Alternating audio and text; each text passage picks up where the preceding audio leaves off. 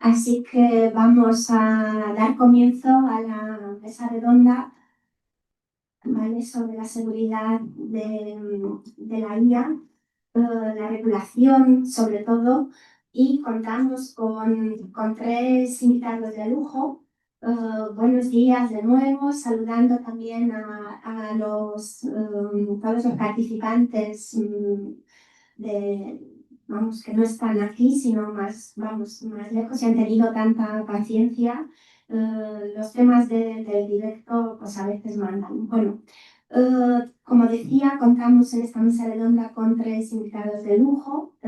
Elenia Zabal, abogada especializada en inteligencia artificial, es profesora de la Universidad Carlos III y también autora del libro La inteligencia artificial explicada para abogados. Además, ha formado a lo largo del tiempo muchos juristas en el uso, la comprensión y la aplicación de la inteligencia artificial. Y por otro lado, este año LinkedIn le ha reconocido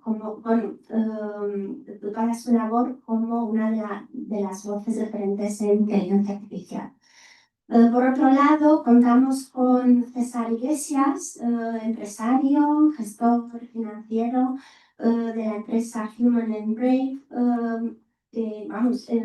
además durante 12 años fue secretario general de la Asociación para el Estudio y la Enseñanza del Derecho de Autor, ASEDA, además director de los servicios jurídicos de las GAE, socio y director del despacho de abogados UMER, y como comentaba antes en la pequeña tertulia que empezamos aquí mientras esperábamos el directo, también tiene doble especialización en economía y derecho, lo cual hace también muy valiosa su participación hoy aquí. Y por otro lado, contamos con Juan Francisco Puentes Calvo, su director general en la Agencia Española de Supervisión de la Inteligencia Artificial, la ESIA, y Francisco, desde la Subdirección de Certificación, Análisis de Tendencias, Coordinación y Formación en Inteligencia Artificial, contribuye al desarrollo de las políticas públicas y de los marcos regulatorios que fomentan, aspiran y lo hacen, fomentan una IA confiable y segura. Además, es licenciado y doctor con laude en informática, con una sólida trayectoria y una amplia experiencia en el sector empresarial y en la gestión pública, ¿no? De nuevo, una doble vertiente muy valiosa. Y empresario en el ámbito de las tecnologías de información y comunicación y desarrolló una carrera orientada a la innovación. También como catedrático de formación profesional especializado en IA. Bueno, son muchas más cosas las que puedo comentar sobre el currículum extenso de nuestros invitados.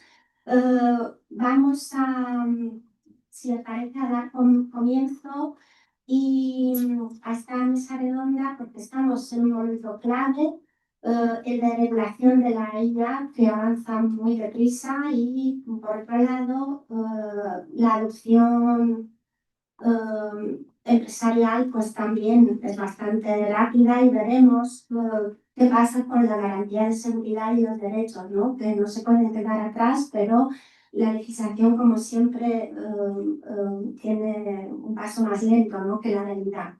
Pero por ello hoy vamos a explorar cómo podemos equilibrar desde la regulación y la seguridad el tema de la IA en innovación, y también en sus perspectivas complementarias, desde las políticas públicas representadas por Francisco, desde el sector privado, empresarial, representado por César, y desde el ámbito jurídico y académico representado por Eden. Vamos a tener varios turnos de preguntas. Dos más generales y otro con preguntas más específicas para cada uno de los invitados. Como Marco ya comentaba ya de avanzadilla Francisco antes, a nivel mundial, y me gustaría que luego quizás no en este turno precisamente, pero que amplíe el tema de la regulación a nivel internacional. Pues desde Naciones Unidas y otros organismos internacionales se está presentando esta preocupación por una regulación para un uso responsable y sobre todo por el bien de la sociedad. Y además, cito, para poder moldear su influencia para que se utilice de una forma responsable. Vale. Y por otro lado, desde las Naciones Unidas, se propone una regulación global. Veremos qué opina más adelante Francisco sobre este tema. Y en el marco de esta corriente internacional, la Unión Europea aprobó en 2024 un reglamento 1689 del Parlamento Europeo y del Consejo, que entró en vigor además el 1 de agosto del año pasado, por el que se establecen normas armonizadas en materia de inteligencia artificial. Y bueno, pues España está como casi en la vanguardia, ¿no? Y sin el casi, en estos esfuerzos de gobernar la IA a través de la Estrategia de Inteligencia Artificial de 2024 del Ministerio para la Transformación Digital y de la Función Pública. Y aquí tenemos al representante de la ESI, ¿no? La Agencia Española de Supervisión de la Inteligencia Artificial, para que nos cuente sobre estos esfuerzos en este sentido. Y si les parece, pues vamos... Antes, para romper el hielo, habíamos hablado de riesgos y amenazas. Si quieren, sigamos comentándolo también para los compañeros, bueno, participantes de online. Antes de hablar, como decía, de la regulación y la seguridad, pues vamos a ver cuáles son los posibles riesgos, los niveles de riesgos y peligros a los que nos enfrentamos en este cambio, ¿no? Al paso al uso de la inteligencia artificial en diferentes ámbitos. Pues, si les parece, vamos a ver desde Francisco, César y después Ellen, ¿no? ¿Cuáles son los niveles de riesgo? ¿Qué nos debería preocupar más? Quizás la falta de regulación o el exceso de regulación. Y por otro lado, si tuviesen que explicar a un ciudadano de a pie cuál es el riesgo más alto con respecto a la inteligencia artificial, ¿qué le dirían? Y por otro lado, bueno, si el riesgo con respecto a la IA de alguna forma se subestima hoy, porque acabamos de ver, preguntando quién considera que la IA es peligrosa, pocos hemos levantado la mano en este sentido. Pues tienen la palabra, Francisco. Vale, gracias. Muchas gracias, Juliana. Gracias por invitarnos a estos eventos en Punto Este. La ESIA está en una esquinita de España, ¿sabes? Está sentada en La Coruña y nos cuesta un poquito a veces desplazarnos, ¿no? Tenemos que hacer un poquito por Lofes, una vez que vamos a sitio, ya vamos a ver de seguidos. Pero estamos encantados realmente de ir por todo este país maravilloso y reunirnos con gente maravillosa en sitios maravillosos como este y explicar nuestro punto de vista y sin dar miedo, ¿no? Porque antes has dicho el peligro de la IA y siempre hay que matizar. Sí que hay un riesgo. Peligro no separar el peligro, pero hay un riesgo. Potencialmente hay un peligro. Pero gracias a la regulación se convierte en un riesgo cuando hablamos. Pero es una vez sabes que es un punto magnífico que me encantó, que es el del fuego, ¿no? Cuando subimos el fuego tenía un peligro, ¿no? Que nos frenaron, ¿no? Al no saber usarlo, pero a base de estándares y de procedimientos hemos conseguido ahora dominar el fuego, tomarlo de forma que tiene un riesgo, sí, pero no lo consideramos peligro. Todo el mundo estamos todo el día con el fuego a nuestro alrededor y solo muy puntualmente tenemos que hacer algún tipo de interrupción. Para eso estamos bomberos, ¿no? Que al final, después de ellos iremos nosotros supervisando, los bomberos de la IA, una comparación bastante ajustada. Bien, yo venía aquí a hablar de mi libro, y mi libro es el REA, el Reglamento de Inteligencia Artificial, el que acaba de nombrar Juliana, el 2019, 1819, de Inteligencia Artificial, que el día de hoy se va a publicar el Digital Omnibus, está preparado para el día de hoy, está planificado para hoy, donde lo va a modificar ligeramente. Vamos a poder hablar después un poco de esto. El RIA es el reglamento que es una ley armonizada, por tanto, cubre es un reglamento, es una ley armonizada, todo lo que ocurre, todo lo que es obligado a cumplimiento, no es optativo. No es la oposición a las leyes españolas, a los españoles, porque ahí va a haber estándares políticos una APL de gobernanza y buen uso de la inteligencia artificial, que es la que va a declarar las sanciones y va a decir quiénes son, en general, quiénes son los AVMs, las entidades de final del mercado. Y se va a encargar de supervisar. La ESIA es la AVM por defecto, se llama el punto único en España, que es el que se va a encargar de coordinar todas las VMs de inteligencia artificial. Pero luego hay mezclas de VMs con ascensores. Si en un momento dado una empresa o un sitio público que supervisa ascensores incorporan ascensores de inteligencia artificial, van a tener que supervisar esa inteligencia artificial. Y si no quieren, adivinar quién va a hacerlo por defecto, la ESIA. Es el punto por defecto también. ¿Vale? Ese es un poquito el mercado en el que estamos ahora, la ESIA.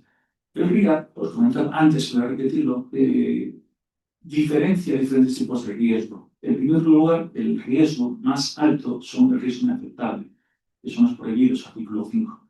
En estos riesgos inaceptables están todo tipo de casos de uso de la IA. Recordad, la IA en este punto no es peligroso, no tiene riesgos, solamente es el uso por seres humanos que aplicamos mal la inteligencia artificial y el uso para, sobre todo, procesar de los demás, para conseguir algún tipo de violación de los derechos fundamentales o dar algún tipo de inseguridad en cuanto a seguridad y a la salud, porque esos son los tres aspectos que la Europea quiere tratar, quiere evitar riesgos para la salud, para la seguridad y para los derechos fundamentales. Y todo está basado en eso. ¿Vale? Después se matiza para que las pymes tengan ayudas y sobre todo para no parar la innovación, que si luego hablamos del tema de la innovación. Los prohibidos están prohibidos desde el 2 de febrero de este año. Y la entidad encargada de supervisarlos son efectivamente la ESE.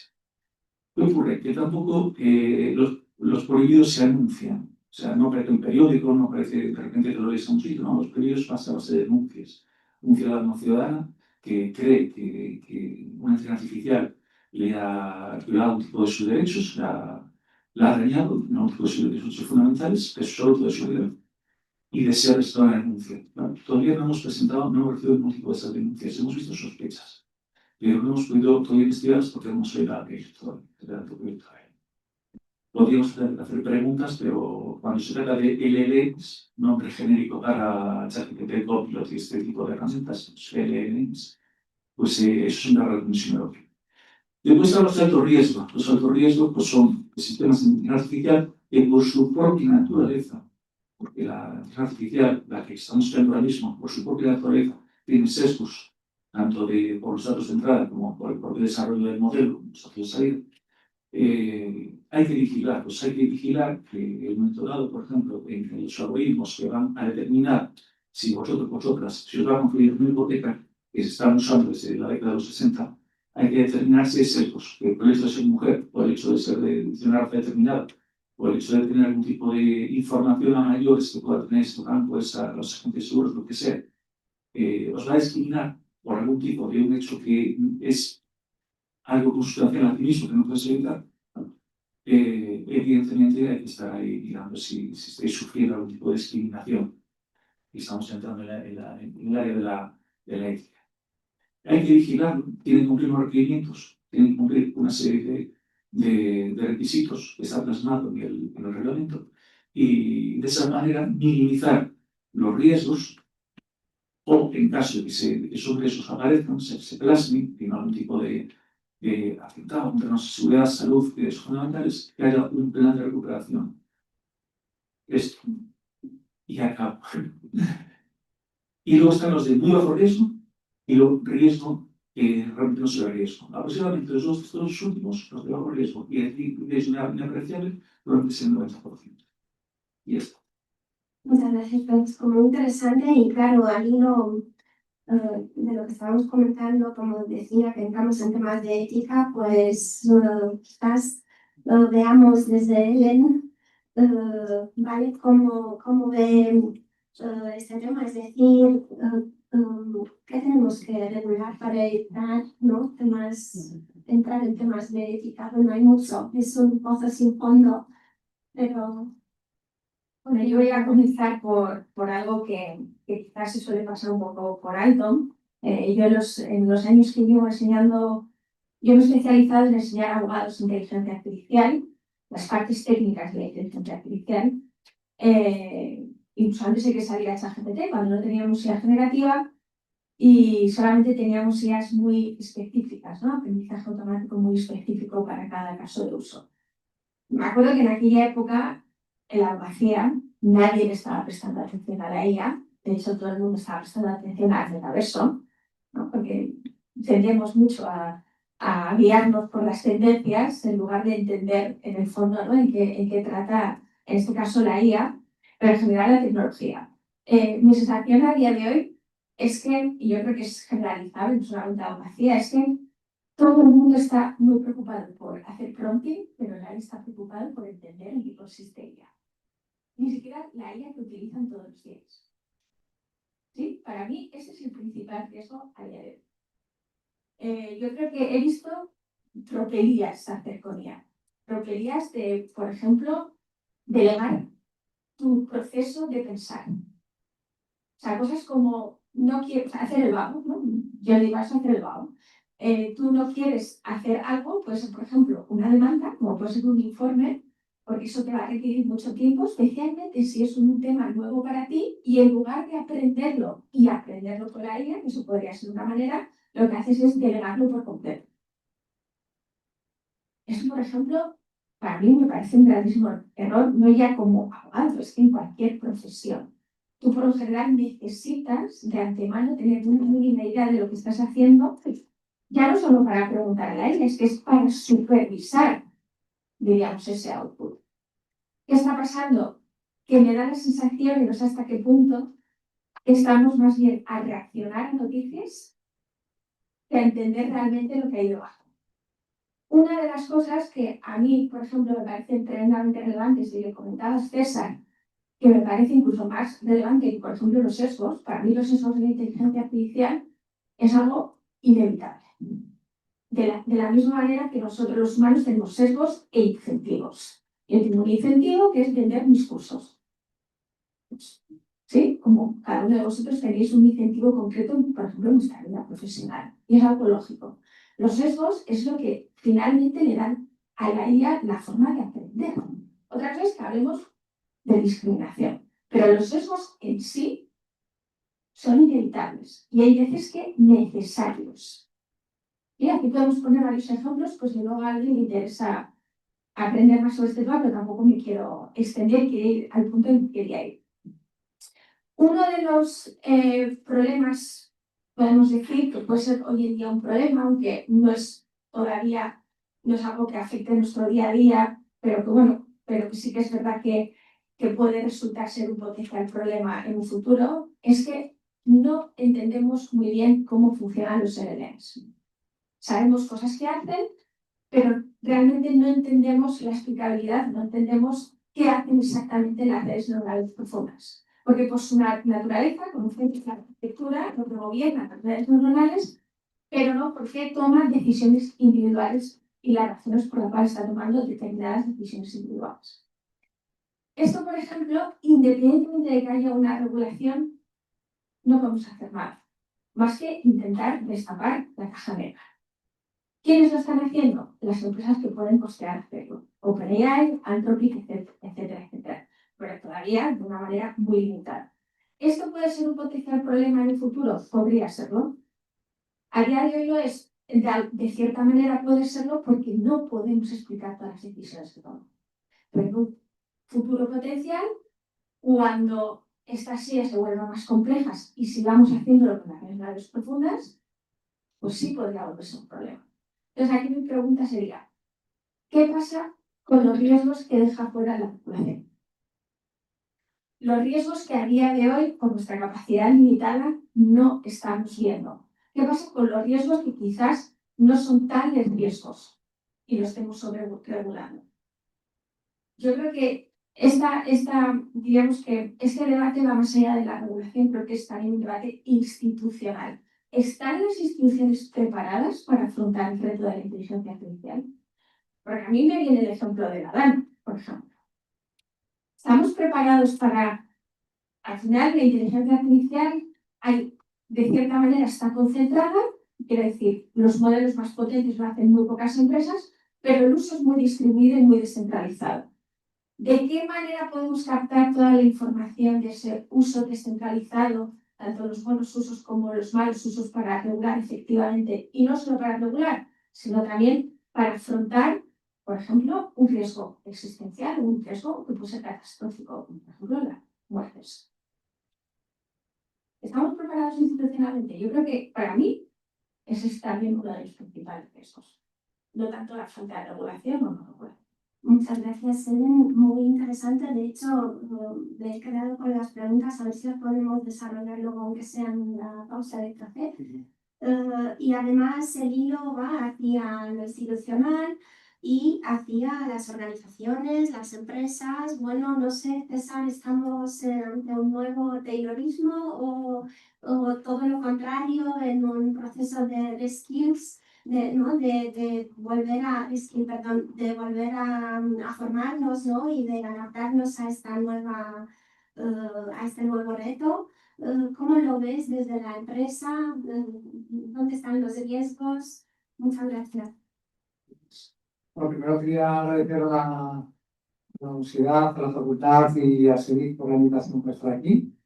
Bueno, ya son muchos años de colaboración con SEDIC y siempre me gusta participar.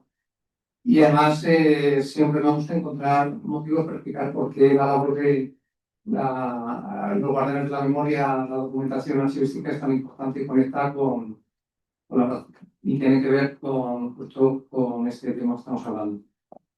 Y va todo un poco hilado. Yo he dedicado mi vida profesional al final a ver cómo trabajan por dentro las organizaciones, empresas, instituciones públicas, privadas, y a pensar mucho cómo y por qué se trata la regulación.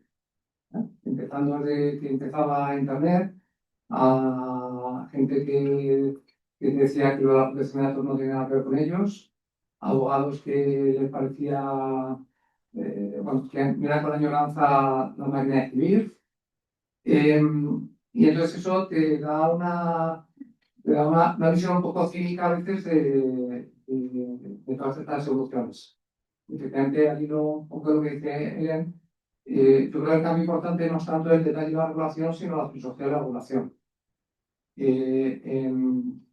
Al principio de Internet había una corriente muy fuerte de pensadores bastante serios argumentando que no se podía regular Internet, pues que con el tiempo ha demostrado obviamente que no, y lo que ha cambiado es la forma también de regular.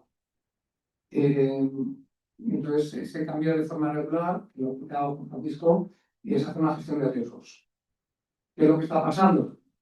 Y tomando la pregunta de Ellen, que las instituciones o las empresas no han aprendido lo que quiere el regulador.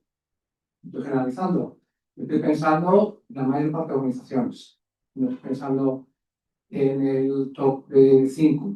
Estoy pensando en el 95% de las instituciones y empresas en España, si hablamos con ellas, no están haciendo la gestión de riesgos.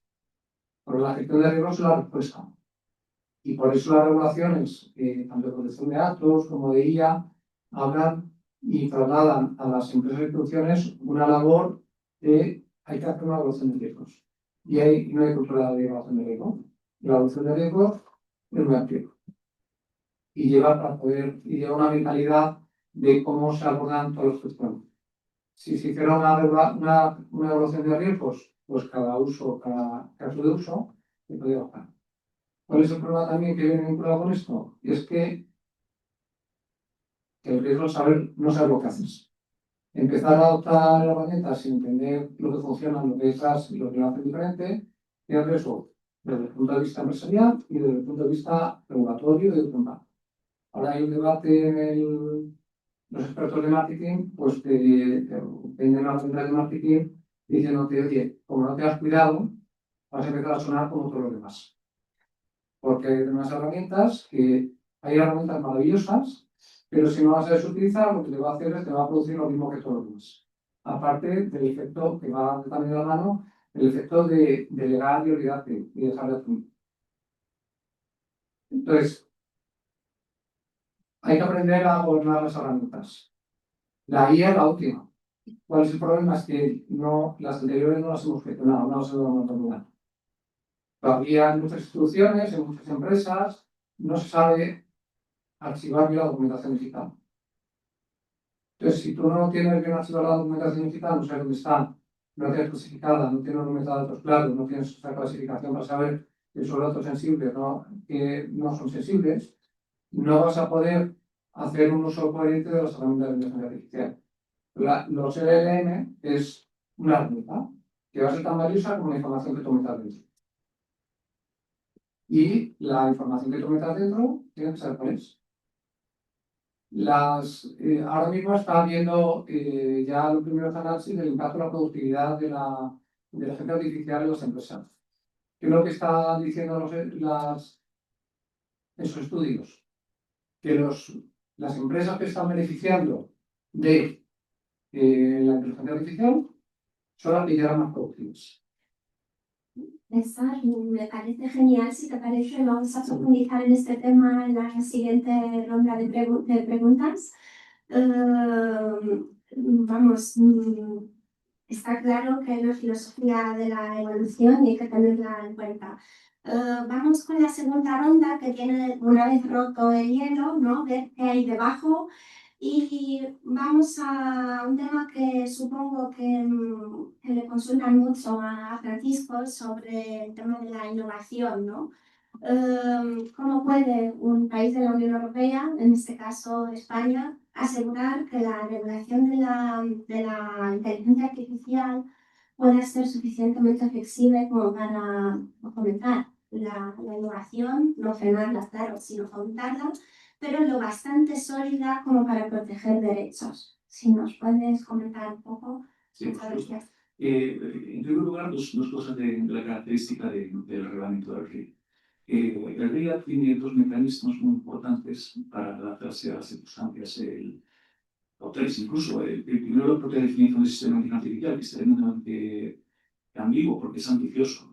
No determina qué es un sistema de inteligencia artificial, sino que lo deja lo suficientemente abierto para nuevos desarrollos.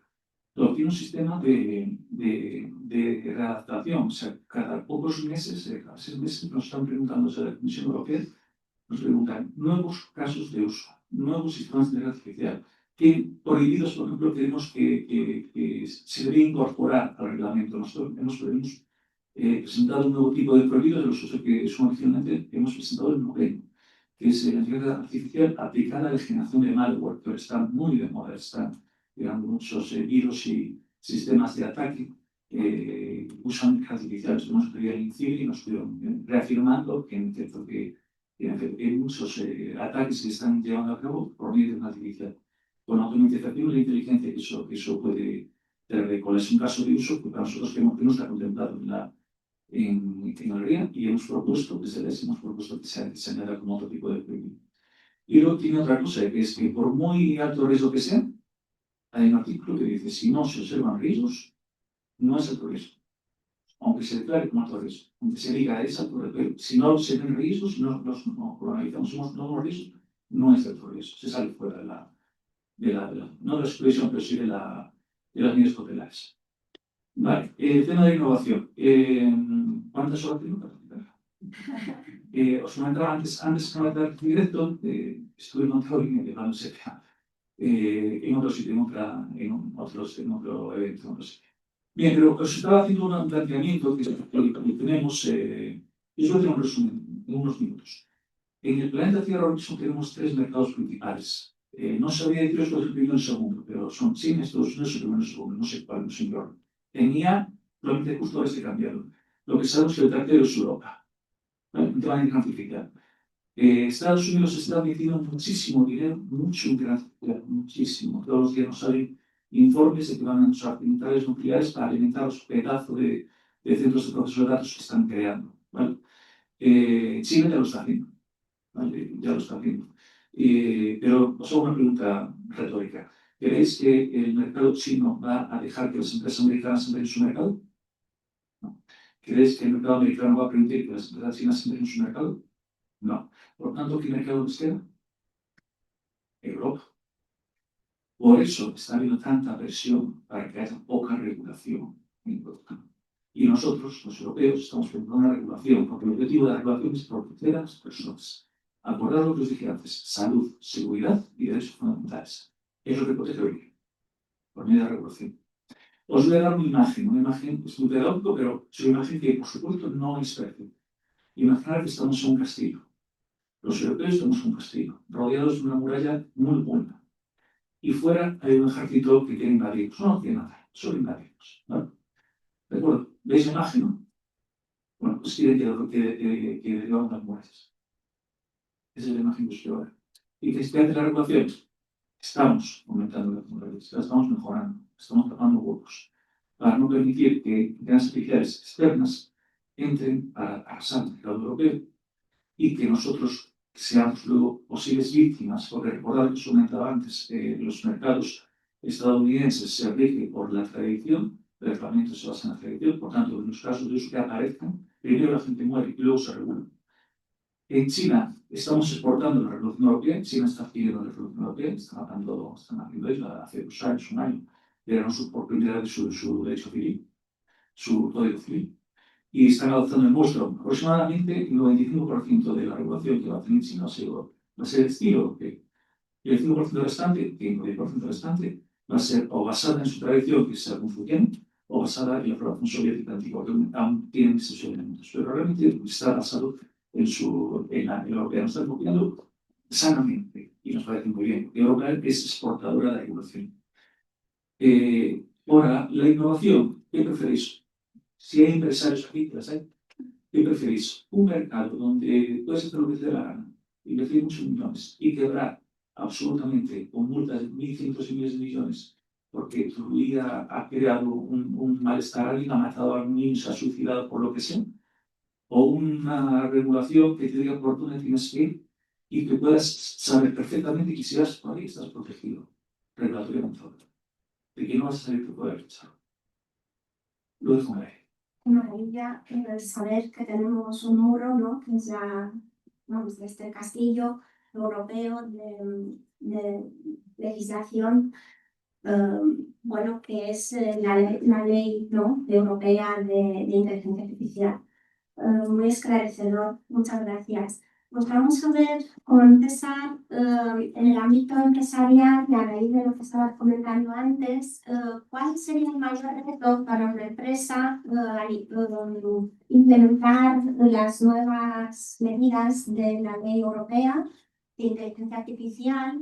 Por ejemplo, desde el punto de vista de costes, auditoría o sobre todo el cumplimiento técnico, que hablabas antes de metadatos, acceso a datos y cosas así. Gracias. Bueno, dependiendo de qué tipo de organización estamos hablando, los retos van a ser diferentes. Las empresas pequeñas tienen un reto diferente de lo que son las empresas medianas y las estructuras medianas. Aquí lo que está pasando, pensando en instrucciones, empresas medianas, es que no han tenido que hacer la transición a ese modelo de gestión por riesgos que hablábamos antes y que va enlazado con la incertidumbre y con lo que Francisco de esa voluntad de la normativa de marcar por dónde van los tiempos. Hay mucha gente que todavía un certificado 27001 de ciberseguridad lo toma como un certificado, como algo que tiene que cumplir la auditoría sin más que dejar que pase. No hay una visión de que eso tiene que permear y cómo se gestiona de forma integral la empresa. Al final, aquí lo que estamos hablando a la hora de la IA, estamos construyendo temas de propiedad intelectual, temas de gestión de protección de datos, temas de seguridad, de la información, de protección de secretos empresariales. Son muchos elementos. Si no tenemos hechos los deberes previos, es muy difícil gestionarlo bien en este punto común que lo va a hacer que los cuestionen. Sino que es un repositorio central que va a ser muy difícil crear hay empresas que están creando sus propias ideas, desarrollando sus propios casos de uso. Dice, yo no voy a ponerme en manos de OpenAI ya o en manos de Google, sino que yo compro mi servidor, me instalo mi LLM y meto aquí mi información. La entreno y esas empresas se están cogiendo la competencia. Para poder hacer eso, realmente he hecho un trabajo muy importante de saber qué documentación tienes, cómo la tienes. reordenado, entender la seguridad científica.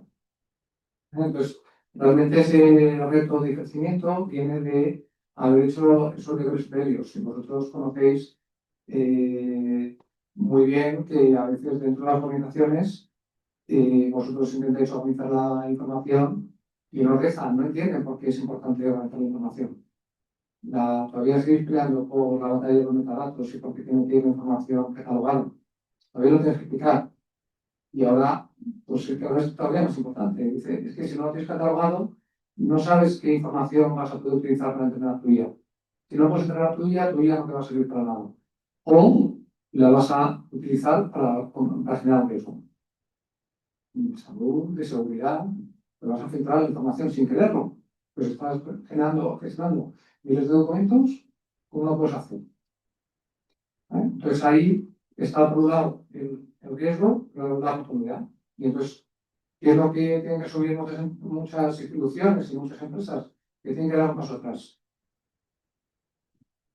¿Cuál es el paso atrás? Dice, quiero llegar a la IA, quiero llegar a ese maravilloso mundo que va a ser mucho más productivo, en el cual tengo chatbots que me van a sustituir a las personas para responder, pero a dar atención a determinados clientes que me van a dar un suponer mejor, los clientes van a estar más satisfechos. Quiero automatizar la generación de contenidos, quiero que determinados casos de usos concretos que me hagan borradores para que mis expertos puedan trabajar y no necesitar contratar a juniors que hagan trabajo sucio, entre comillas. Yo quiero llegar ahí. Pero para llegar ahí hay que hacer todo el recorrido. Y es un recorrido que se ha ido marcando en los últimos años. Y que es muy fácil, porque ya está marcado el camino. Hay certificaciones, hay normativa, y escogerlo, y en vez de estar relacionando y decir, bueno, esto es una carga más, es mirar la regulación de otra forma, decir, tengo una oportunidad. Puedes estar de acuerdo con cómo se hace la regulación, y siempre va a haber detalles que no estamos de acuerdo. Pero en vez de decir, y es la actitud de muchas instituciones, que es una carga más, es lo contrario. Es decir, esto es una oportunidad. Mira, están dando un marco para trabajar. Voy a cogerlo y voy a trabajar sobre eso. Y ver cómo este marco y impulsar la organización. Qué interesante dar la vuelta, ¿no? Empezar hablando de riesgos y dar la vuelta para pensar en que se pueden considerar casi como oportunidades. Y además, sobre todo desde nuestro ámbito de ciencias de la documentación, ¿no?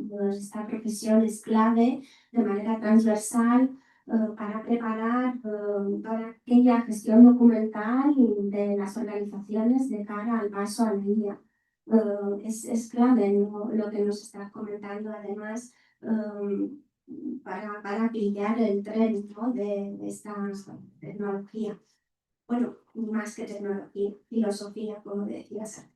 Bueno, pues vamos a ver, gracias, ahora vamos a ver con Ellen, desde el punto de vista jurídico, ¿qué lagunas persisten en la regulación actual de la inteligencia artificial? Por ejemplo, ¿dónde deberían ponerse las siguientes prioridades? Como decías antes, con respecto a la ética, bueno, en el previo que hicimos antes de conectarnos, un poco, o como lo ves también desde el mundo académico, porque hay universidades donde se ha cogido el tren, ¿no? de la IA, y otras donde no se ha hecho todavía una norma con respecto al uso de la IA en la educación y cosas así. ¿Cómo lo ves? Gracias. Mi sensación es que la universidad está un poco perdida con la inteligencia artificial. Creo que mi sensación es que se ve como amenaza, y creo que en parte con razón. Yo soy docente, también he sido recientemente estudiante, y es que todo va a cambiar en este sentido. Tú puedes hacer los trabajos con ChatGPT sin ningún problema. Está la diferencia y con qué calidad lo vas a hacer, ¿no? Yo he aprendido exámenes con ChatGPT. Yo estaba en la universidad online y yo le he metido todos los apuntes transcritos. ¿Y sabes cómo lo he aprendido?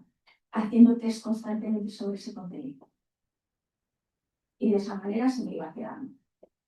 Quiero decir, hace 3 años, no, 2022, sí, hace 3 años esto hubiera sido inimaginable. Eso, exámenes. Vamos a la parte de trabajos. Un trabajo mediocre me puede valer, porque mi objetivo es aprobar. En la universidad, ¿cuál creo que es el problema? Yo aquí os confieso mi sesgo. A mí no me gustó nada mi experiencia en la Facultad de Derecho. Para mí, lo que yo estudié en 5 años podía haber estudiado unos. Demasiada memorización de manuales, opiniones de juristas, etcétera, etcétera, muy poco de oratoria, muy poco de resolución de conflictos, etcétera, etcétera. Entonces, mi sensación es que cuando nosotros somos estudiantes, nuestro objetivo no es tanto aprender, sino aprobar. Entonces, mientras el incentivo sea ese, la IA se lo va a comer todo. ¿Cuál es el problema? ¿Cuál creo que es el problema de la universidad? Que aceptar la IA requiere aceptar que los incentivos son perversos y que requiere un cambio. Y yo creo que este es un poco el problema, ¿no? Y luego, aparte, el segundo problema es que ya para el mercado ya no solo vale con tener un título. Tienes que seguir formándote. Entonces, ¿qué pasa con la labor de las universidades?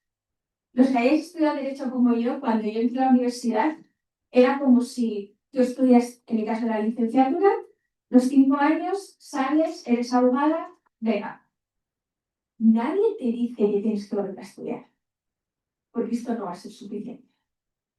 Y de repente te das cuenta de que eso es así. Yo he tenido que hacer un máster de economía, por ejemplo. Porque si yo quiero ver riesgos, no solo éticos, también económicos de la inteligencia artificial o efectos económicos, lógicamente voy a necesitar saber algo de economía. Entonces te das cuenta que la edad adulta, de repente, no, es distinta a cuando entraste con los 18 años a la universidad. Entonces yo creo que para la universidad, para mí, cuando se empieza a destapar el problema del sistema, uff. Y yo creo que la inteligencia artificial es reflejo de eso. Voy a ir ahora a la parte de no sé cuál otra pregunta me hayas hecho. Me he metido tanto en la universidad que se me ha olvidado. Vale. ¿Dónde deberían ponerse las prioridades?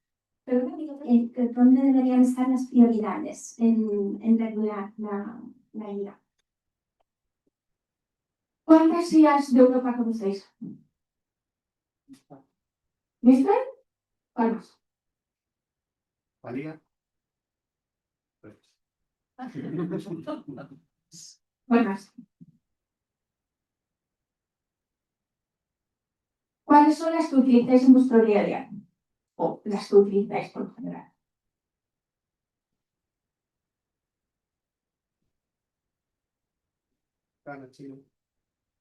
¿Sí? Ese es el problema que yo tengo en el sector jurídico.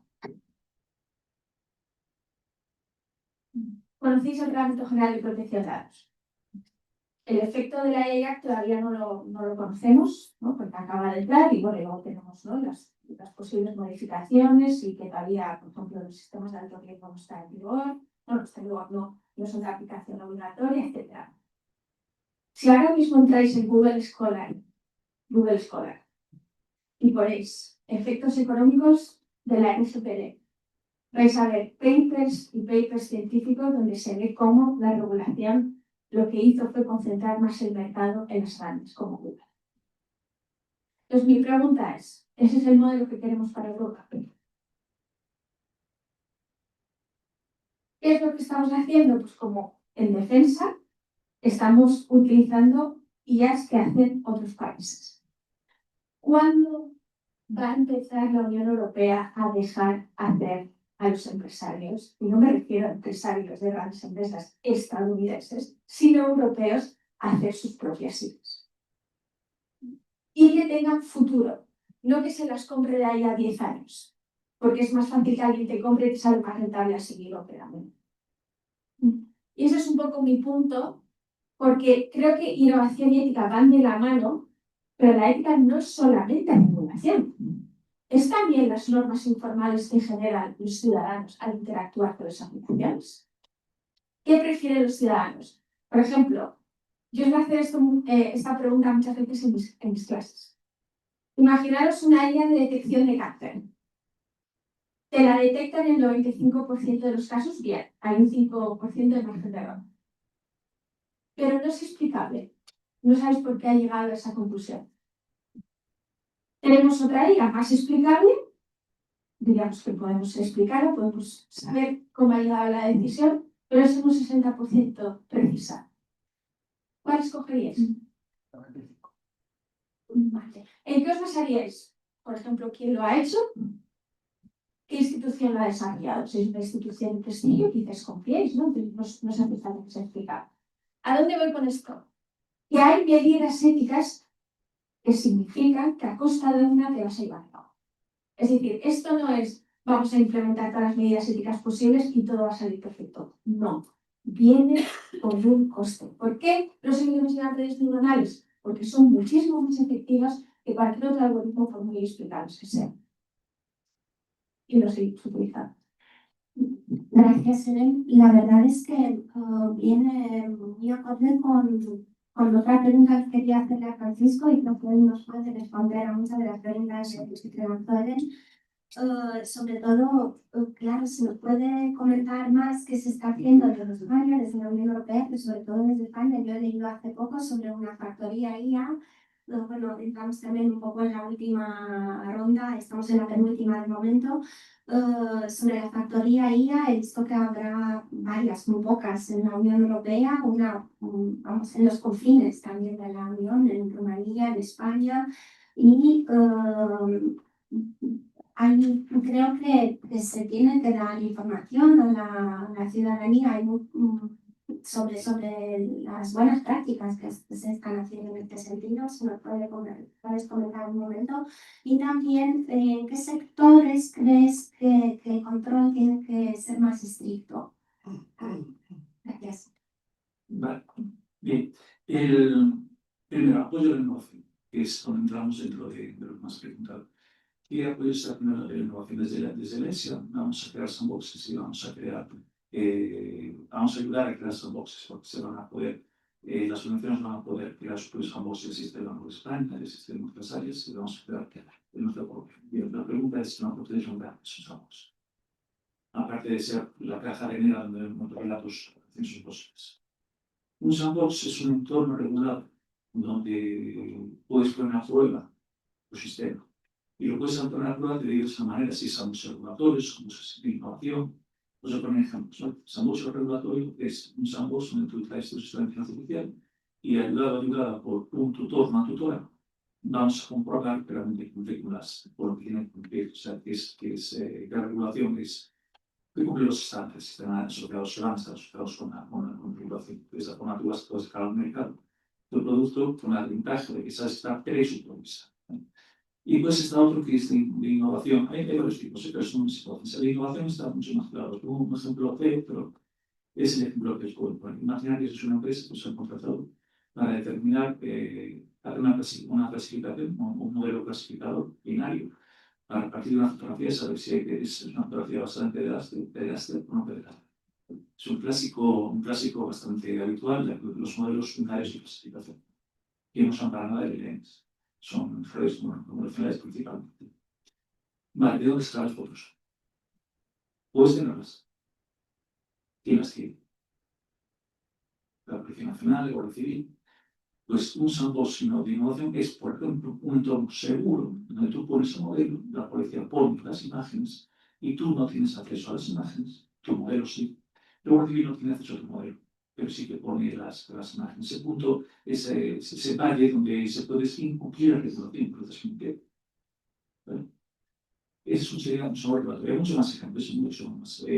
Con sistemas de alto riesgo, puede haber sistemas de alto riesgo que implican algún tipo de peligro. ¿Vale? Imaginamos un sistema de nuclear. ¿Cómo probamos un sistema de inteligencia artificial que se encarga de regular el núcleo de una nuclear?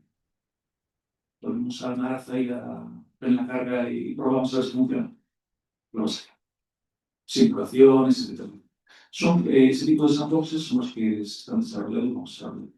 Y respecto a las factorías, en España la vemos. Una primera que fue el Centro de Barcelona y otro que por el César de Supercomputación de Galicia, que se ha declarado hace 15 días, un mes, se ha declarado que va a ser otro de los servicios ¿Qué significa eso? Gran inversión y puesta a disposición de entidades, especialmente PIBs, para que usen toda la infraestructura de estos centros de supercomputación. ¿Vale? Están hablando de poner a servicio rápidamente con un servicio de 6.000 GPUs. 6.000 GPUs parece poca cosa, pero si son esas 700, las GPUs son 100.000 euros. O sea, no estamos hablando precisamente de algo alto. Y eso sí, para entrenar un LLM como Alio, un 7D, Alio que tenemos ahora fuera de 7D, se harían falta varias docenas de estas GPUs. O sea, Alio fue caro en tiempo y en recursos y en electricidad. Y en disponibilidad. Ahora están con el área de cuenta, que están entrenando el área de cuenta. Hoy se está entrenado, pero el modelo fundacional. Ahora hay que alinearlo y hay que hacer un justifico, pero alinearlo. Saldrá, pero... Vale. Eso son para lo que son las infraestructuras de las factorías. Poner a los ciudadanos los recursos para que entiendan sus modelos. Para que si tienen una idea, puedan concurrir a los concursos, a las convocatorias que se van a hacer, presenten, quiero hacer esto y tiene estos peligros y se le abren a su disposición pues, una serie de horas de GPU. ¿Vale? ¿Esto qué significa? En el 2019 estaba yo entrenando modelos LLM pequeñitos, GPT-2, porque era GPT-2, y solo para entrenar GPT-2, para entrenar este modelo en la lengua LLM, ¿vale? Pues soy de Galicia, me tuvieron que dar 50.000 horas de computación. ¿Vale? Si eso pasamos al dinero, es que ni vendiendo mi casa todavía, ni los precios de ahora, todavía lo pagan. ¿Vale? Es caro. El entrenamiento de modelos es caro. El entrenamiento de modelos no LLM, basados en Machine Learning, como antes has nombrado, los tópicos modelos, es relativamente barato dependiendo del número de datos y dependiendo del tipo de algoritmo que quieras usar para hacerlo. Pero son los que están ahora de moda y que posiblemente estén muy de moda hace mucho tiempo, van a ser los y los que dejan después. Va a tener que cambiar la tecnología para poder pasar más, porque ahora mismo estamos parando en un punto, estamos parados por encima del conocimiento y por debajo de la sabiduría. Estamos en ese punto parados, estamos más o menos ahora mismo parados como estábamos en la década de los 80. En la década de los 80 conocíamos la información, la procesábamos, teníamos capacidades para procesar información, pero no teníamos capacidades para procesar el conocimiento. Podíamos verlo, intuirlo. Esa fue una época, en el año 93, que fue una conferencia de que se iba a un Pagos. Dijo una frase que me marcó toda la vida y fue mi principio de mi carrera en la actividad. El todo superior a sus partes. Esa frase lo tuve en mi cabeza y durante años estuve dando vueltas. ¿Cómo podemos pasar esa frontera del conocimiento, de la información al conocimiento? Entonces lo pasamos poco a poco, en la década del 2010, una herramienta apareció que nos pasa un poquito esa frontera, como el 22 de noviembre del año 2022, no me exageré, pasamos definitivamente la frontera entre el conocimiento y estamos justo en el borde de la sabiduría. Estamos en esa situación. ¿Cómo pasaron a la sabiduría? Y eso es una pregunta que puedo dejar y no voy a entender. La discusión es muy interesante, sobre todo también para esa parte de las políticas de información en la que estamos indagando también en esta carrera. Claro, has comentado ya todo el binomio de una política, ¿no? Lo institucional, el marco jurídico y el presupuesto, que es muy generoso en este caso. A mí me surgen dos dudas, si puedo comentarlas. Sí. Por ejemplo, si es una política pública, claro, todas las pymes pueden tener acceso de forma gratuita o qué condiciones hay para ello. Y después relacionado con lo que comentó antes Ellen, y bueno, no espero, perdón por no esperar la respuesta a esta primera pregunta. Si se pueden paliar de alguna forma algún tipo posible de desigualdad o de sesgos en general, no solamente con el acceso a estas políticas. Gracias. Sí, la primera respuesta, la tercera creo que sí. Me vais a dejar ese sesgo. Ese sesgo, creo que sí. Lo que he escuchado mucho, lo que he escuchado en otros ámbitos. Y para las empresas más grandes, no lo sé. Podemos suponer, por parecidos con otras convocatorias que se ha hecho, que para empresas, cuanto más grande sea la empresa, más, digamos, menos subvencionada. O simplemente se pone un precio y ese precio sea subvencionado en un 100% a pymes o dependiendo de la facturación, dependiendo de muchos factores. No lo sé. La verdad es que lo sabemos como sobre el primer concurso. Y la segunda pregunta era sobre... Como si hay algún posible, bueno, sesgo. La primera. Ya no, sí, sí. Sí, Bien, no se puede fallar. la inteligencia artificial de per se es discriminatoria en cuanto a países. O sea, aquí, si ya estábamos en primero, el país del primer mundo, segundo y tercer mundo, aquí creo que vamos a tener que ampliar este actitud. Porque sí que va a crear una discriminación. O sea, no cabe duda que en Irlanda, en países, no de carácter comunista, pero con problemas de crecimiento de tecnología, van a tener un gap tremendo para que saltarse. Incluso nosotros estamos teniendo un gap entre regiones. Lo que intenta la Comisión Europea es que no existe ese gap, y al menos en Europa, que todo el mundo tenga acceso a esas tecnologías. Daos cuenta que da igual que el centro de supercomputación de Barcelona o de Galicia sean los principales factorías en España, da igual.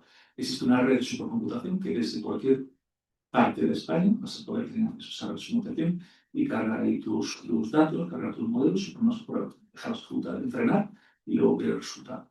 O sea que a nivel español no creo que exista ese gap. El gap va a existir, pero por otras razones que ya traemos de antes, que lo hablamos un poquito antes en el previo.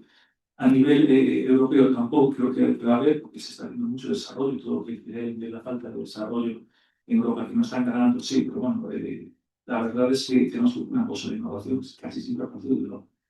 ¿Quién inventó la web? No sé, ¿de dónde era Tim Berners-Lee? Inglés, ¿dónde lo inventó? En las fronteras franco-suizas. ¿Cuál fue el primer navegador web? El NCSA Mosaic. ¿De dónde era? De Noruega. Un día le preguntaron a Bill Gates por qué Europa no innova tanto. Y dice, no, innova más que Estados Unidos. El problema es que Estados Unidos lo vende mejor. Es capaz de vender mejor la idea. Bueno, se ve diferente. No, Europa tenemos potencia, lo que tenemos que atraer es talento y no se nos paga. Esa es la clave de desarrollo internacional. Tenemos que atraer talento. Y lo que estamos creando es esas condiciones para que el talento nazca aquí, crezca aquí y se desarrolle aquí. Vamos, muy esclarecedor. Muchísimas gracias. Con respecto a estos temas, para indagar en lo que comentaba César antes también, ¿cuál sería, qué es lo más difícil para una empresa a la hora de adaptarse a esta nueva ley europea de la inteligencia artificial? Y por otro lado, como especialista en temas de propiedad intelectual, si nos puedes comentar algún caso de dificultades en este sentido, por ejemplo, cuando a propósito de metadatos claros o todos los datos claros con respecto a los documentos, porque muchas veces, a propósito del tema también de la jornada, parece que lo que no se está viendo es peligroso, ¿no? Como, si nos puedes comentar un poco desde la empresa cómo se ven estos temas. Gracias. Bueno, enlazando con comentaba Francisco de los sandbox regulatorios, también y la atracción de talento y generación de mercado. Aquí el sector público también es muy importante para mostrar el camino para hacer eso. Así, si las instituciones públicas que, aunque en términos relativos para algunas cosas tienen mucho más recursos, no muestran el camino, a veces a las empresas más pequeñas les cuesta entender lo que tienen que hacer. Y entonces, vinculado con esa buena gestión de la documentación y de los activos intangibles, hay un tema que conseguí que pues el tema sobre huérfanas y que para mí es un ejemplo de oportunidades perdidas y que si algo que es muy fácil, que lleva la normativa ahí más de 12 años aparcada y no hay instituciones españolas que se atrevan a hacerlo en un procedimiento que es muy sencillo, pues me parece una tarea de titanes plantearse una política de gestión activa de la propiedad intelectual de las instituciones en un contexto que, como decía antes, implica la gestión del riesgo. Hay una... Y entonces ahí, pues hay que dar un ejemplo, y eso también toca lo de la parte de las universidades. Ahora mismo el riesgo de lo que está pasando en las empresas y las instituciones de todo tipo, las universidades, que hay usuarios a nivel individual que están utilizando estas herramientas, unos mejor, otros peor, pero lo que se necesita es hacer una labor a nivel de institución y empresa. Eso cuesta mucho más, porque tienes que entender, como decía antes, todo el entorno, tanto el entorno regulatorio como todo el entorno de negocio. Eso, dependiendo del sector, te va a llevar a diferentes situaciones. Y conectando con el tema de propiedad intelectual, pues eso, pues, por ejemplo, las huérfanas. Hay muchas instituciones en España que tienen un conjunto de huérfanas que no están poniendo a entrar. Esto lo conecto con inteligencia artificial, porque la inteligencia artificial es una herramienta. Por sí sola no va a generar nada valioso. ¿Por qué? Porque todo el mundo utiliza la misma herramienta y está tirando del mismo fondo común. ¿Cómo se genera algo valioso? Por el contexto. Y ahí es donde entra la propiedad intelectual. Tu contexto. Si queréis que la inteligencia artificial genere resultados valiosos, como valiosos no es que os resulte útiles ni cómodos. Por ejemplo, el abogado que se apoye en una inteligencia artificial para generar una demanda sabe que no va a ser exitoso, pero que está saliendo del paso. Igual tiene suerte y gana la demanda, pero no, ese abogado sabe que está perdiendo, puede ser que está perdiendo puntos en la vida. Generar, como decía, generar información valiosa apoyándose en la IA implica tener una política documental fuerte. Eso tiene elementos regulatorios y elementos de gestión. Porque al final estamos hablando todo el rato del contexto. Y eso nos lleva a, por un lado, entender que el concepto, simplemente dejarlo apuntado, que esto ya está consolidado y que hay casos, el uso de obras de arte, de propiedad intelectual, para entrenar inteligencia artificial es un caso de uso de explotación nueva y ahora lo que se están dedicando las empresas de inteligencia artificial es a comprar contenidos y esa es la carrera y hay gente que está monetizando. Hace poco hablaba con un productor de cine y dice, bueno, pues a mí me van a pagar un dinero interesante, dos empresas de inteligencia artificial, cada una por su lado, para coger mi catálogo y alimentar su inteligencia artificial. Es una operación de una vez, pero ahí le sale. Y luego entender que la inteligencia artificial lo que genera es algo muy parecido a la fotografía. ¿Vale? Fotografía, cuando una fotografía es una obra de arte y cuando no es. Ese es el mismo debate.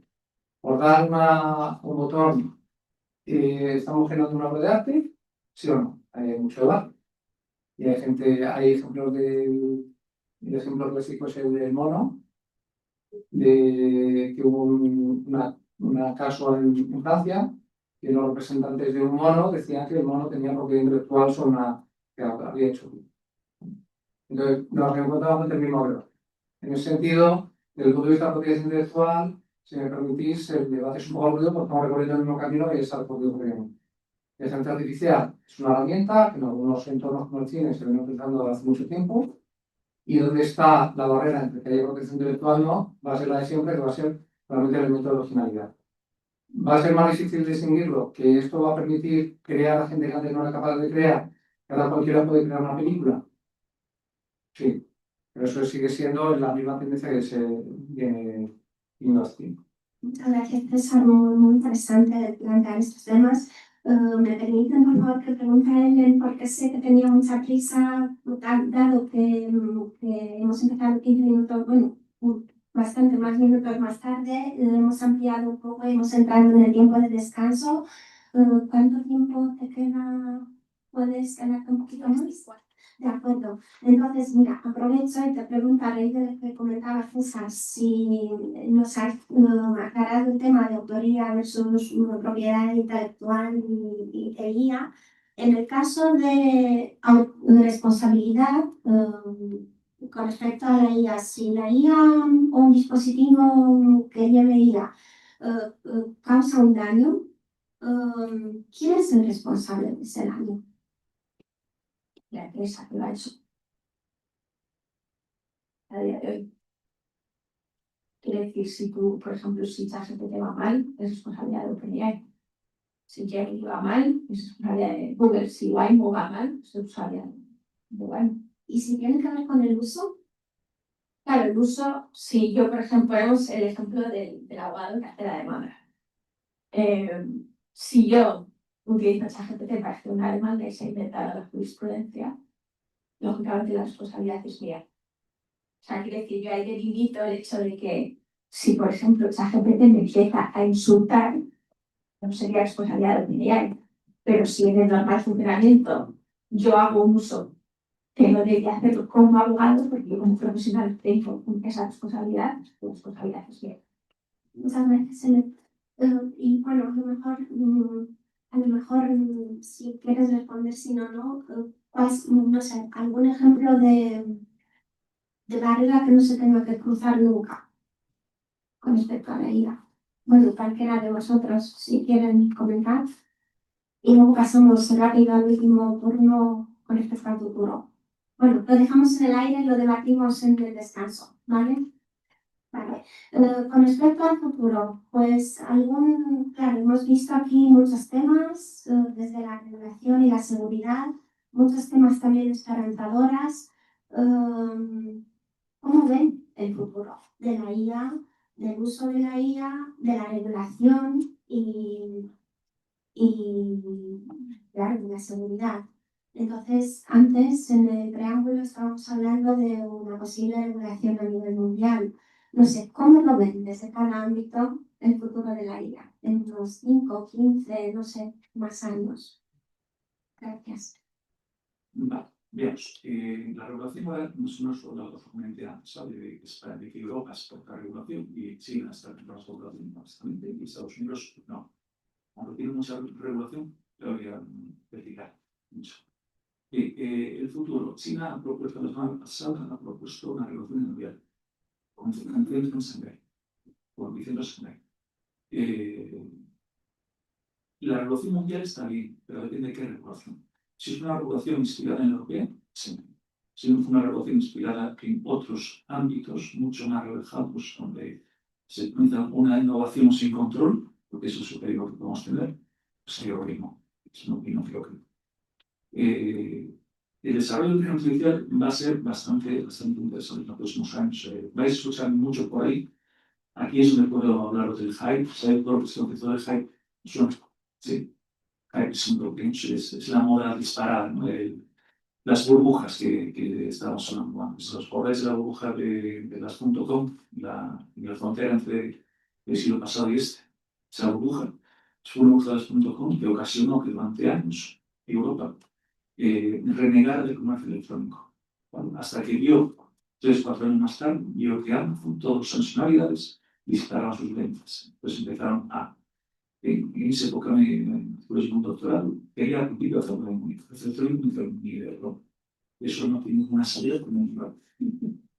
Ahora estamos equivocados. Pues hay mucha empresa, una que acaba en inglés, que se retrasó durante varios años, no innovó precisamente por eso, porque no confió en el mercado electrónico, hasta que vio que donde sí se dejó seguir, donde nadie hizo caso a esa burbuja, pues se alcanzaba una facturación impresionante. Con la IA estamos en un hype, estamos en una burbuja. ¿Vale? No lo digo yo, lo dice entre otra gente, Stark también lo dice. Después de mi y tenemos que aguantar ese hype. ¿Vale? Hay mucha cantidad de dinero que se está invirtiendo, posiblemente hay mucha cantidad de esperanza que se está invirtiendo en ser trabajando en futuros de la IA, y posiblemente de 1, 2, 3, 5, 6, 7, 8, X años haya una inclusión. Da igual, la esperanza es privacidades, igual que el comercio electrónico. Y lo que os comenté antes, ¿por qué? Porque hemos aprendido, tenemos ahora una herramienta para transformar el conocimiento, para progresar conocimiento, por medio del aprendizaje, principalmente.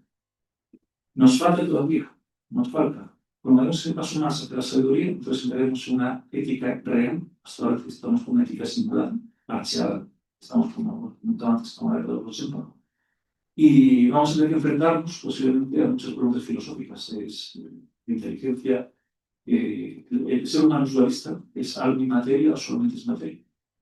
Vamos a chocar muchísimas directivas que vamos a tener que solventar. A nivel legislativo vamos a tener que pensar que una IA que ha superado ha entrado en el procesador y pueda pensar, hasta protección de derechos. Cualquier película de la década de 90 y de ciencia ficción, vamos, que mata a la gente. Y son mentiras, no os preocupéis, no habrá eso. Sí va a haber mucha IA aplicada a lo militar, va a haber mucha IA aplicada a la sanidad, muchísimo. Si vamos a hacer unos avances impresionantes.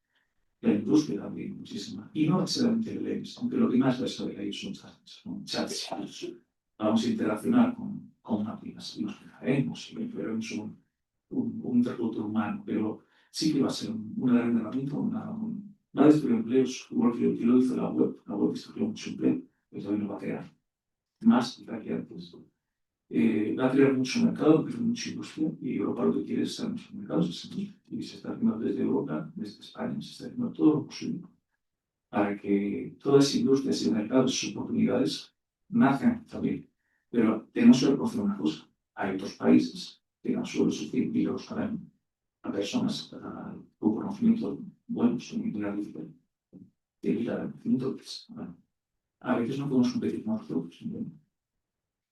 Muchas gracias, Francisco. Es muy tranquilizador escucharte hablar de las bondades que ves en el futuro, ¿no? Esta visión vanguardista basada en el presente, además, y saber de que la inteligencia artificial basada en estas políticas y en estas regulaciones no va a repetir lo que pasa en Odisea Espacial.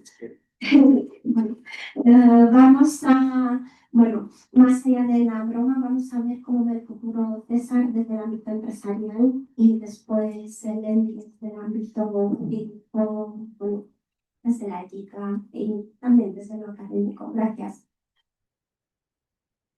Bueno, la guía es futuro para la organización que quería empezar a país. Creo que se resume en eso.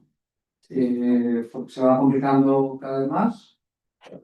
Y cada vez las cadenas de confianza, la que se tiene que hacer entre proveedores y clientes y que se va hilando, pues cada vez se va complicando más. Entonces las empresas se tienen que subir a ellas de todos los tamaños. Y eso tiene que ver desde la regulación en sentido amplio, que ya no es quedarse con la guía ni con la herramienta de protección de datos, sino que tiene que ver mucho también con el tema de las certificaciones. La certificación es un instrumento de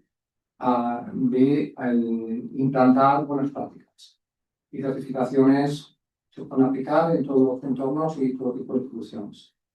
Ponía el ejemplo antes del tema de las obras huérfanas, como lo que es para mí un síntoma de que las instituciones públicas que deberían de estar liderando lo que deben ser buenas prácticas de gestión y puesta en valor de la propiedad intelectual, de los objetivos inaccesibles, pues no se está haciendo.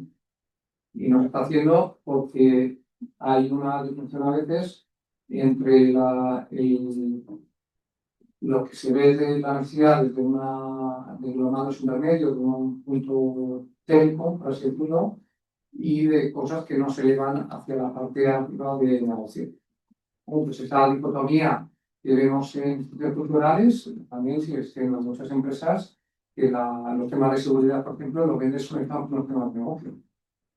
Y que una certificación, cuando se sabe hacer una auditoría de ISO 9001 de ciberseguridad, se ve desconectada de la parte de negocio, cuando debería ir totalmente neurada. Porque la ciberseguridad al final es la seguridad de los datos. La seguridad de los datos tiene que ir conectado con la lógica de negocio. Si no vamos a conectar con la lógica de negocio, vamos a poder aprovechar esos datos para alimentar la IA, que es la que te tiene que dar la respuesta que quieres.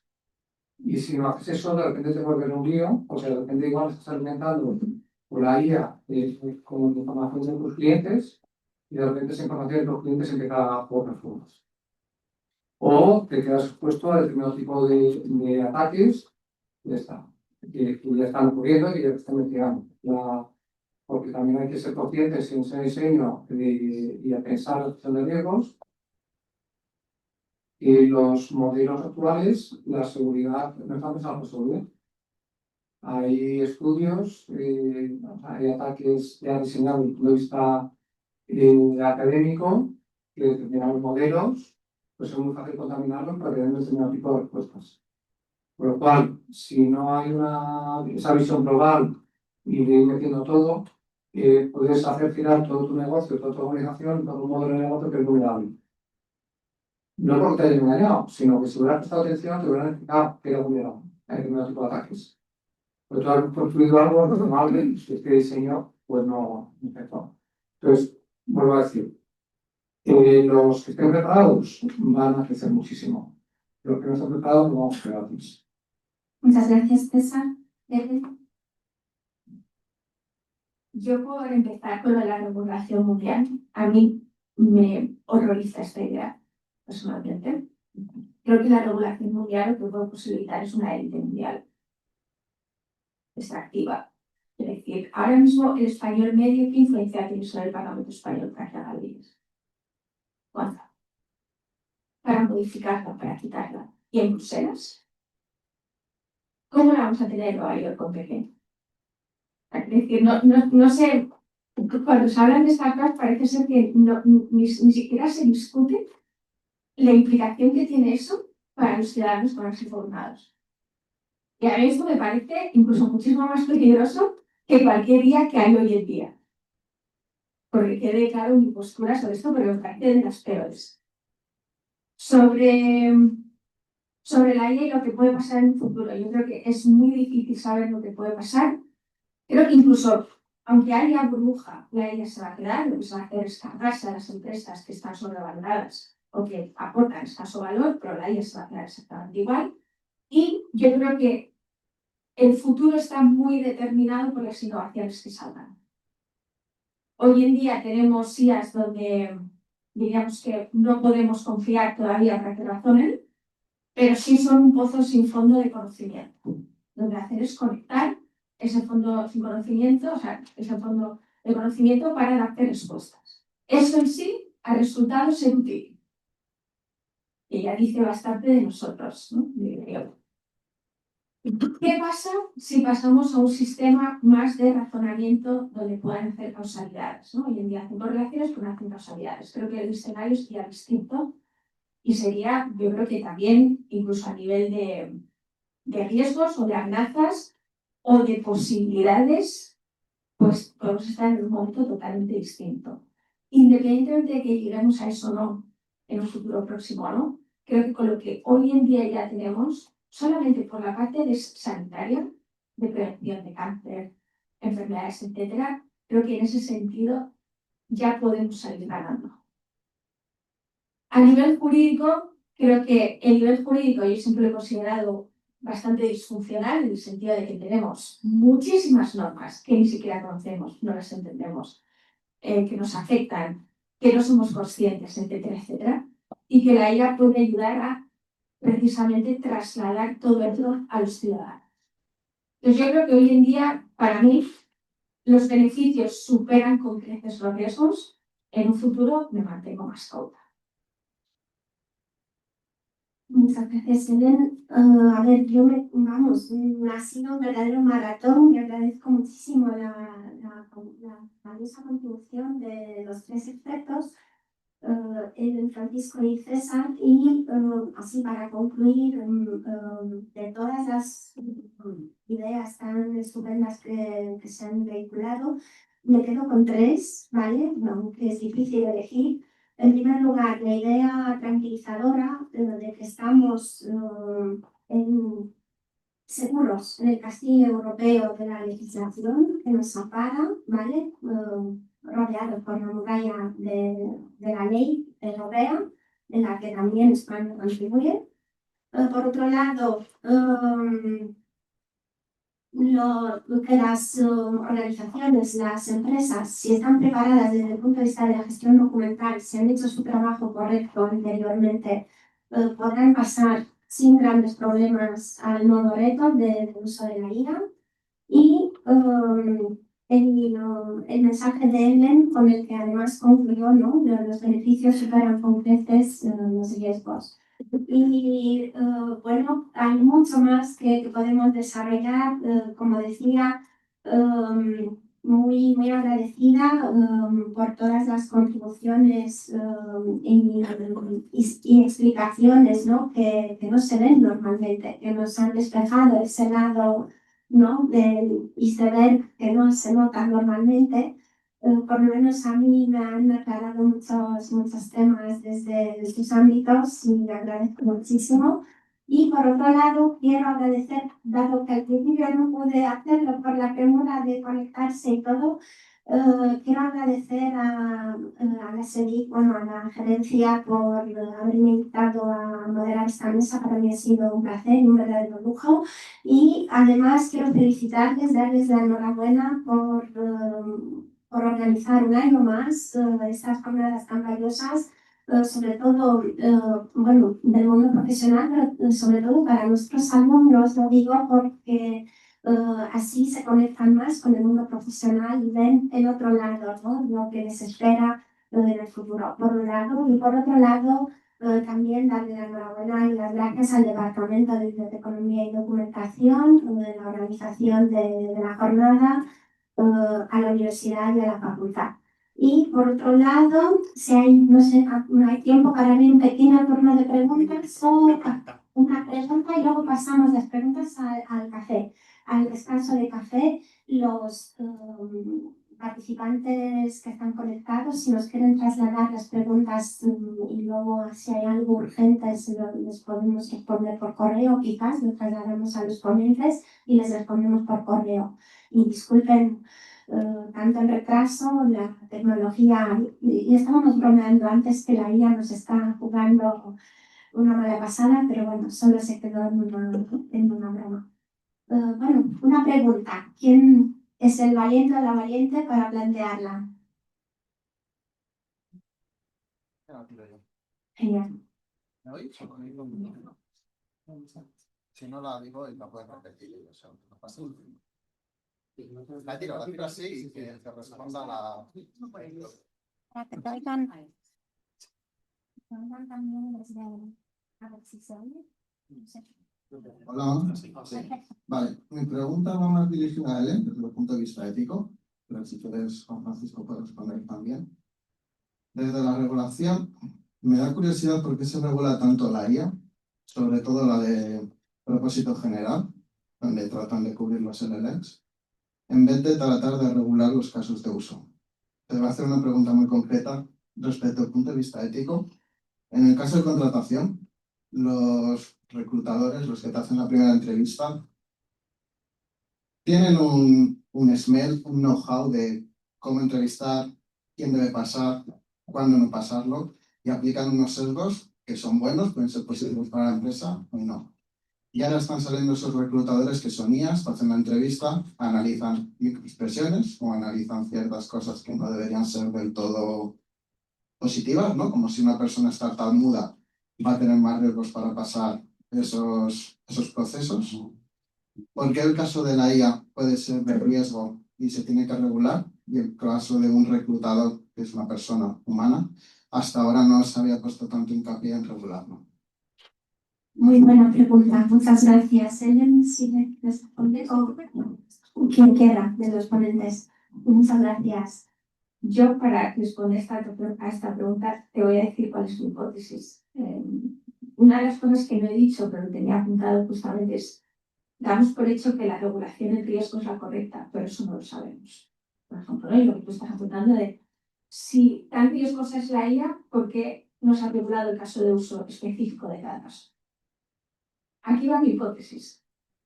La regulación de riesgo lo que hace es poner el peso en las empresas. Es decir, tú necesitas tener gestión de riesgos, necesitas implementar documentación, necesitas tener implementaciones para que seas compliant, etcétera.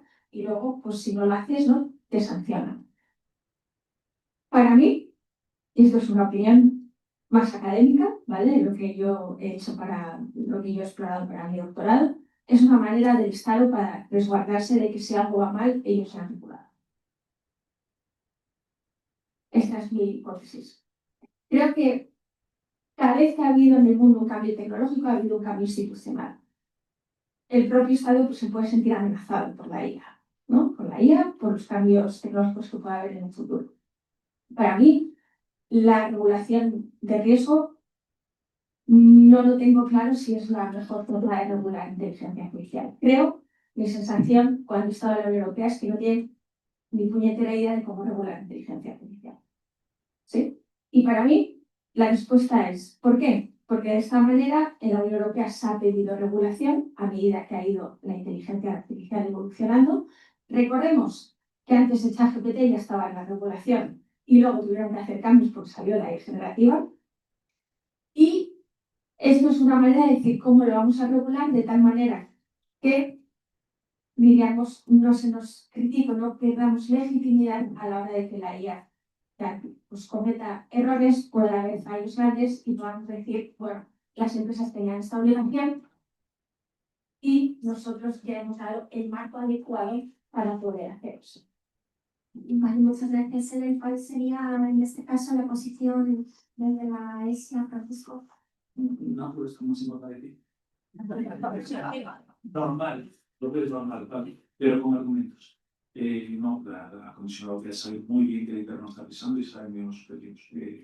Solamente un argumento un poco para mostrar el punto de vista.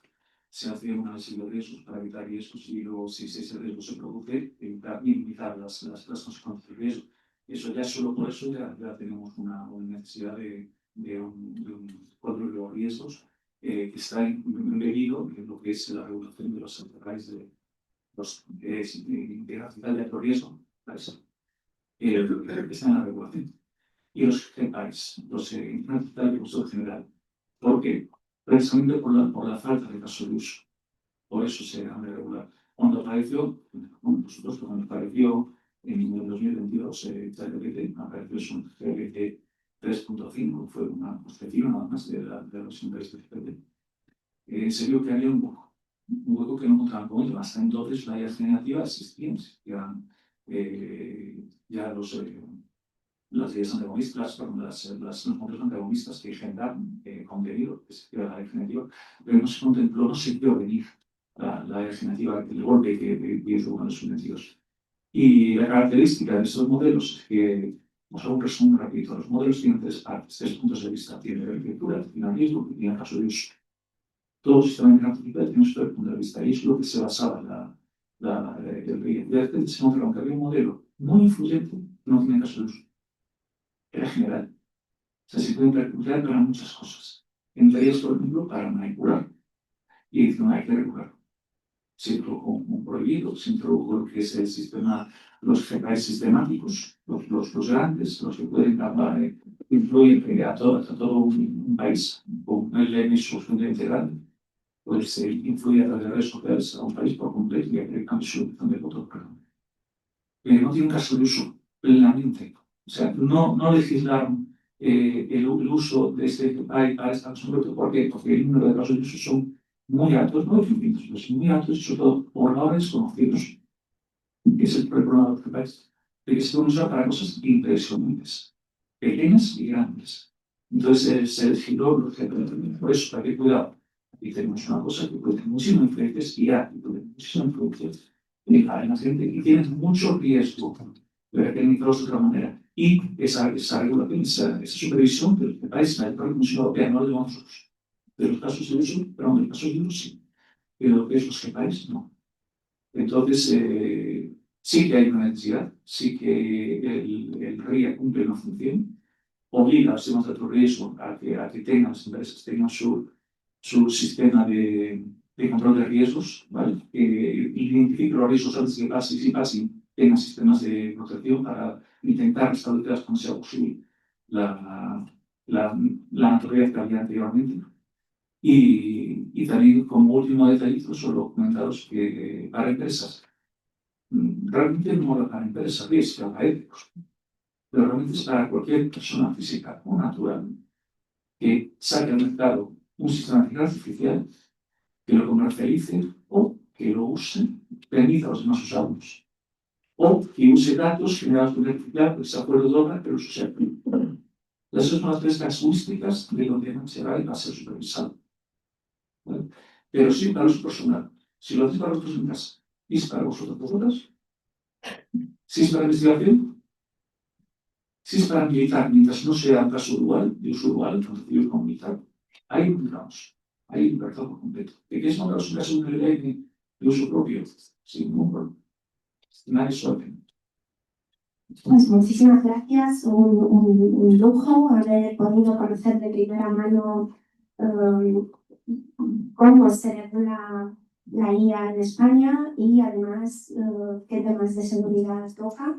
Y bueno, una vez más, enhorabuena y muchas gracias a Marceline por la elección del tema, por la organización en estos tiempos que corren. Y por otro lado, pues propongo, como son temas tan densos, pues quizás ampliar la jornada en siguientes años a varios días. Yo no me canso de escucharles y por otro lado me gustaría también invitarles en algún momento a que les hablen a los alumnos tanto de grado como de máster, a los profesionales de SEDIC y a los invitados de la mesa de prensa. Muchas gracias a todos por su paciencia, por su participación. Y bueno, seguiremos en contacto con los participantes conectados por si quieren transmitirnos, como decíamos, esas preguntas y seguimos con respuesta y networking en el descanso del café. Muchas gracias y enhorabuena.